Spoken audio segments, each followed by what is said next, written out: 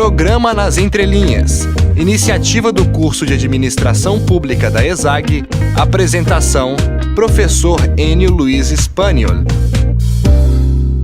Professor SEC da ESAG faz pós-doutorado nos Estados Unidos com enfoque em políticas públicas. Bom dia, ouvintes. Estamos iniciando o nosso programa Nas Entrelinhas, o programa do Departamento de Administração Pública da ESAG, o DESC, todas as quartas-feiras de manhã. Tudo bem, Lucas? Tudo certo, professor? Mais uma vez aqui com uma temática muito importante e com um entrevistado também importante, uma temática que vai ser discutida hoje. Quem é a pessoa? É o professor Leonardo Sec, cientista político com formação em administração na graduação, mestrado e doutorado. O doutorado foi feito na Universidade de Milão, Itália. É professor de graduação e pós-graduação da ESAG e o DESC. Realizou, de outubro de 2014 até julho de 2015, seu pós-doutorado na Universidade de Wisconsin, em Madison, nos Estados Unidos, onde aprofundou estudos em políticas públicas. Tudo bem, professor Leonardo? Bom dia, professor Enio. Bom dia, Lucas. Obrigado pelo convite, é sempre bom estar aqui nas entrelinhas. O professor Leonardo vai falar hoje sobre a elaboração de políticas públicas. O tema é derivado do seu pós-doutorado em análise de políticas públicas realizado na Universidade de Wisconsin, Estados Unidos, entre outubro de 2014 e julho de 2015. O sentido geral é a profissionalização da gestão pública e das políticas públicas. Como fazer com que políticas públicas sejam melhor elaboradas, com maior chance de sucesso na sua implementação? Ou ainda, por que muitas leis, programas e ações públicas são boas no papel, mas não funcionam na prática? Vai falar também de como outros países desenham suas intervenções públicas, fazendo comparações com o método desestruturado ou empírico ainda reinante no Brasil. Professor, bom dia. Vamos à primeira pergunta, um pouco mais informal. Como é o clima, como é essa cidade de Madison, nos Estados Unidos? A cidade de Madison, ela está no meio oeste dos Estados Unidos, próxima à fronteira com o Canadá. Então é uma cidade muito, muito fria. A gente chegou a pegar 28 graus abaixo de zero. É um estado assim, que tem uma colonização muito parecida com a nossa aqui em Santa Catarina, que é uma colonização mais germânica. Inclusive tem muitos traços parecidos com a gente. A universidade que eu estava era uma universidade parecida com a UDESC, que é a Universidade Estadual Multicamp, da mesma forma aqui em Santa Catarina. E a cidade de Madison é uma cidade com 250 mil habitantes, uma cidade que está num istmo, numa faixa de terra entre dois lagos. É uma cidade super agradável, considerada uma das 5 melhores cidades para viver de qualidade de vida nos Estados Unidos. E o transporte? Como é que é? O transporte coletivo lá funciona bem ou tem limites também? Os Estados Unidos é famoso por ter um transporte público menos de qualidade do que a Europa, por exemplo. Ele não é um transporte público tão bom. Mas em Madison, o transporte público é muito bacana. Tem o sistema de ônibus que funciona muito bem, descentralizado na cidade. Inclusive, a concessão da prefeitura exigiu que o concessionário desse gratuidade de passe de ônibus para todos os ônibus que circulam próximo à universidade. Então, todos os alunos entram e saem do ônibus a qualquer momento, sem precisar pagar a passagem. De graça, absolutamente de graça. De graça, quer dizer, né, colhido nos impostos, mas de graça dentro daquela concessão próxima à universidade. E a bicicleta funciona? O sistema intermodal é muito bacana porque eles têm um sistema que durante os meses, né, de primavera e verão, quando não tem neve, eles deixam as bicicletas à disposição das pessoas. Elas têm que pagar uma taxa que pode ser, eu acho que uns $25 por ano, então é muito barato. A pessoa pega a bicicleta, devolve nas estações, sem precisar se incomodar com graxa, com pneu furado. Ela realmente pode usar, deixar a bicicleta, entrar no ônibus e ir para o seu local de trabalho ou para casa. É realmente um exemplo que devia ser seguido aqui no Brasil. Mas, professor, o que é, para os ouvintes que estão nos ouvindo, o que é um pós-doutorado? Um pós-doutorado, ele não é um nível de formação. As pessoas acham que um pós-doutorado, a pessoa tem mais do que um doutorado. Na verdade, o nível máximo de formação é o doutorado, ou também chamado de PhD. O pós-doutorado é uma pesquisa pós-doutoral. É um momento em que um professor que já tem formação em doutorado, ele faz uma pesquisa de aprofundamento em algum tema. No meu caso, foi na área de análise de políticas públicas. Então, eu gostaria que você desenvolvesse um pouquinho como é que foi esse tema, como é que você trabalhou esse tema. Então, a área de análise de políticas públicas é uma área de métodos para melhorar o processo decisório público.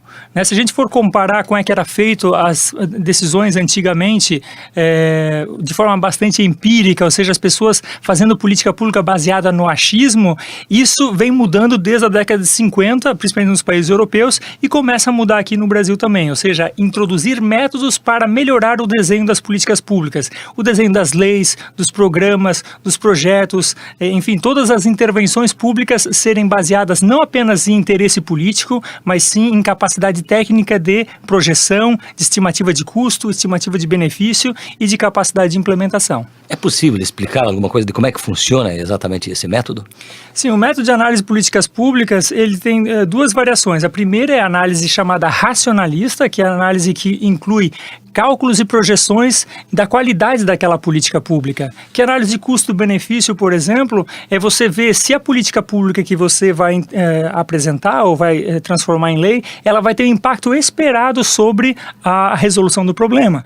Então, toda política pública nos Estados Unidos, por exemplo, ela tem que ter, antes de ser aprovada, uma comprovação de que os seus custos são menores que os benefícios sociais. Isso é uma exigência, né? É uma das formas de fazer isso. Existe análise de custo-efetividade, existe análise de sensibilidade política, de projeção, de implementação. Tem várias técnicas voltadas para fazer boas alternativas e alternativas que funcionem na prática, que não sejam apenas bonitas no papel. Uma lei é uma política pública? Uma lei é uma das formas de encarnar a política pública. A política pública é uma orientação, é um desejo, é um sonho, vamos dizer assim, do ponto de vista de realidade pública. A lei é uma das formas de operacionalizar esse desejo, ou seja, é uma orientação através de um estatuto legal que faça a recomendação das pessoas fazerem de uma forma ou de outra. Por exemplo, o Plano Nacional de Resíduos Sólidos, ou a Lei de Responsabilidade Fiscal, ou a Lei de Licitações, são leis que orientam de como devem ser feitas as coisas, certo? Então, é uma das formas de fazer política pública a lei. Mas isso, os programas, as campanhas de conscientização, as campanhas de doação de sangue, os prêmios, incentivos fiscais, são todas formas que tem o poder público, instrumentos, ferramentas para fazer com que um problema público seja solucionado. Quando se fala em políticas públicas, o Brasil normalmente toma como referência os países mais desenvolvidos. De que forma poderíamos fazer essa comparação? De que forma são feitas as políticas públicas no Brasil, levando em consideração essa referência dos países desenvolvidos? Às vezes a gente fala que o Brasil está muito atrás nessa questão de capacidade técnica no desenho de políticas públicas, o que é verdade, mas também o Brasil está mais evoluído em outras questões. Por exemplo, na questão de participação social no desenho das políticas públicas, o Brasil é mais evoluído do que os países dos Estados Unidos, do Canadá, do que na Europa. Interessante. É muito interessante porque desde a Constituição de 88, o Brasil criou os conselhos comunitários, os conselhos de gestores, os orçamentos participativos, conferências nacionais, que são uma festa da democracia, de construção da política pública de baixo para cima. Mas nos Estados Unidos, nos países principalmente anglo-saxões, Austrália, Nova Zelândia, África do Sul e Inglaterra e assim por diante, eles têm muito mais o desenho técnico da política pública. Em vez de, vamos dizer assim, deixar de forma muito participada, é questão de trazer pessoas com capacidade na área de planejamento urbano, na área de planejamento de engenharia sanitária, na área de direito, na área de gestão pública, que essas pessoas tenham condições de apontar melhores alternativas. São duas formas contrastantes, ambas são adequadas para cada tipo de problema. Nem todos os problemas devem ser resolvidos de forma participada e nem todos os problemas devem ser resolvidos de forma técnica. Existem contextos que são mais adequados para a forma de fazer política pública. O que é, na área das políticas públicas, a análise de custo-benefício? A análise de custo-benefício, ela é uma projeção de quanto que vai custar aquela intervenção e quanto de benefício vai acontecer. Eu vou dar um exemplo para vocês. Tem ali na cabeceira da ponte o trânsito sempre engarrafado naquele horário de pico, certo? O nosso congestionamento. Quanto custa solucionar esse problema? Poderia ser feito a solução através de um túnel, poderia ser feito através de uma outra ponte, poderia ser feito através do transporte marítimo. Temos opções. Cada uma delas tem custo, certo? Só que cada uma delas tem benefícios. Algumas podem trazer mais benefícios benefício do que outros. Por exemplo, a ponte talvez iria tirar a visibilidade da ponte Hercílio Luz, que teria um custo do ponto de vista estético para a cidade. Mas também temos que contar todo o custo das pessoas no termo de quanto tempo elas perdem nas filas. Se você computar o tempo individual de cada pessoa que está engarrafada lá, nós temos um custo, a gente não fez essa projeção, mas nós temos um custo milionário diário de pessoas que estão perdendo tempo com uma coisa totalmente improdutiva, que é ficar numa fila. Então, fazer análise custo-benefício é você confrontar alternativas e ver quanto custo vai ser de cada uma delas e qual a projeção do resultado social, ou seja, o benefício social em diminuição de fila, em aumento da estética, em facilidade de trânsito, todos os elementos que devem ser considerados para fazer com que a gente escolha a melhor opção. Qual a melhor opção? É uma ponte, um túnel? Qual que é a melhor opção? Existem técnicas para chegar nessa melhor solução. Professor Leonardo Secchi, quando a gente fala em políticas públicas, a gente sempre leva em consideração a população, ou seja, o cidadão. É para ele que são feitas as coisas. Mas, fazendo a pergunta no seu sentido inverso, de que forma o cidadão, a sociedade, pode participar na elaboração de políticas públicas? A forma mais adequada é o cidadão ele participar dos conselhos gestores, participar das audiências públicas, pressionar o seu político, não apenas ir lá no momento do voto, mas pressionar diariamente o seu político para que ele atenda às suas necessidades. O vereador, o deputado, o governante, o cidadão ele deve cobrar isso. Agora também é o seguinte, tem o lado do político também. Ele não pode mais fazer apenas participação de forma simbólica, fazer aqueles planos diretores ou audiências públicas só para aparecer na foto e fazer de conta que ele está escutando as pessoas. A participação ela tem que ser efetiva. Existe um dos eixos de avaliação do nível de participação é o quanto que essa participação ela realmente influenciou a política pública. Muitas pessoas deixam de participar de conselhos porque participam de 3, 4, 5 reuniões, vê que não adiantou nada o que eles falaram e o político vai lá e coloca o seu desenho da forma que melhor entende. Então, de um lado, o cidadão tem que pressionar o político, do outro lado, o político tem que ter mais atenção a realmente obedecer à cidadania.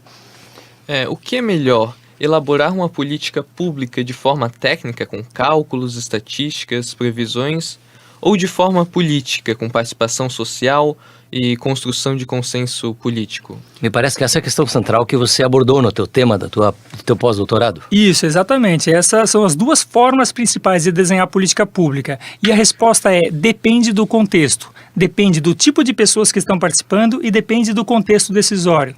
Por exemplo, um tema super técnico que é engenharia de tráfego, que é o tempo das sinaleiras e assim por diante, talvez a forma participativa seja um desastre. Cada um vai querer pensar no seu tempo, o ciclista, o pedestre, a pessoa que dirige em tal rua, o comerciante quer que o tráfego passe de frente à sua loja. Então, talvez nesse tipo de decisão, que é uma decisão mais técnica, a melhor forma é a forma através da análise racionalista, análise custo-benefício, análise custo-efetividade e assim por diante. Já temas mais políticos que envolvem legitimidade da tomada de decisão, o adequado é fazer uma tomada de decisão mais política, ou seja, um plano diretor que envolva as pessoas que são coproprietárias, né, de terrenos naquela cidade, elas devem participar. Então, tem situações mais técnicas que exigem decisão técnica e decisões mais políticas que necessitam de legitimidade que precisam de participação social. Você retornou, Leonardo, ao Brasil em julho e a partir de agosto voltou a retomar as suas atividades normais na ESAG e UDESC. O que eu queria saber é o que tem de resultado, o que tem de produto desse teu pós-doutorado? Então, o pós-doutorado, tivemos 3 produtos. Foram 3 artigos científicos escritos em inglês, um sobre análise de políticas públicas no Brasil, outro sobre essas metodologias de análise mais participativa e mais técnica, e um outro artigo sobre mandatos compartilhados e democracia digital. Mas o grande produto desse trabalho foi um livro, eu escrevi um livro sobre análise de políticas públicas, um manual para elaboração de políticas públicas, tanto para governantes quanto para estudantes, que recebi notícia recentemente que será, então, a editora lá de São Paulo irá publicar e estará, então, à disposição a partir de 2016, provavelmente abril, maio de 2016, estará essa literatura disponível para os nossos alunos, para as pessoas, governantes que quiserem profissionalizar a gestão pública. Temos que aguardar um pouquinho ainda para ter o livro em mãos, então. Sim, eles vão fazer a correção ortográfica, a correção, o design também do livro, e daí depois vai ficar à disposição de todos. E os artigos também estão no aguardo, ou já tem publicado? Um dos artigos já foi sinalizado a publicação numa revista internacional da Inglaterra, os outros 2 ainda estão em avaliação. Esse às vezes demoram 6 meses, 1 ano, para a gente ter a confirmação de publicação, mas a gente está com boas sinalizações de que os artigos serão publicados. Muito bom, acho que essas temáticas são extremamente importantes, principalmente numa época que a gente vive agora, crise no Brasil, crise econômica, crise política. Dá para associar essa tua temática? A última pergunta que eu te faço, um pouco esse teu tema de pesquisa com a nossa crise, para a superação da crise, sair desse problema?